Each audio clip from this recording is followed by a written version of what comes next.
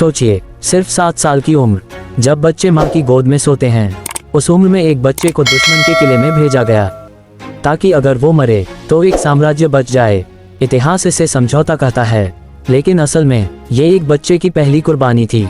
ये कहानी है छत्रपति संभाजी महाराज की। साल 1657। मराठा साम्राज्य का हर सैनिक जानता था, शिवाजी महाराज सिर्फ एक राजा नहीं, एक तूफान है। और उसी तूफान के घर जन्म लेता है एक बच्चा, जिसे इतिहास बाद में सबसे ज्यादा गलत समझा गया योद्धा कहेगा।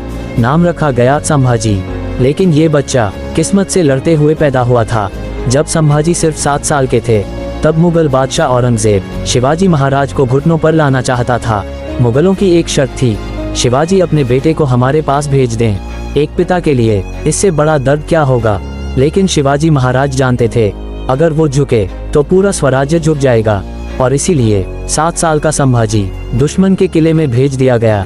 ये कोई स्कूल ट्रिप नहीं थी, ये मौत का रास्ता था। मुगल दरबार में उस बच्चे को राजकुमार नहीं, कैदी समझा गया। चारों तरफ दुश्मन, अनजान भाषा और हर पल मौत का डर। लेकिन इतिहास कहता है, संभाजी रोए नहीं, झुके नहीं और गिड़गिड़ाए नहीं, क्योंकि वो जानते थे वो किसी राजा के बेटे नहीं, स्वराज्य की उम्मीद है। यही वो जगह थी जहां एक बच्चे की मासूमियत मरी और एक योद्धा पैदा हुआ।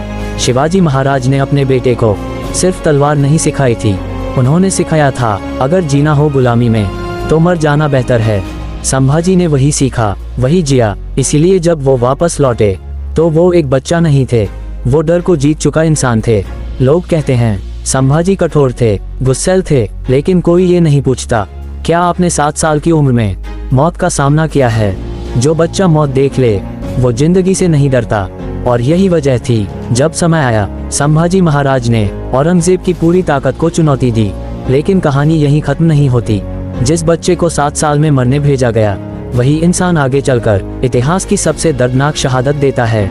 लेकिन वो कहानी हम अगली बार बताएंगे। अगर आप समझना चाहते हैं संभाजी महाराज ऐसे क्यों बने, तो आपको जानना होगा उस पिता की कहानी जिसने एक बच्चे को योद्धा बनाया।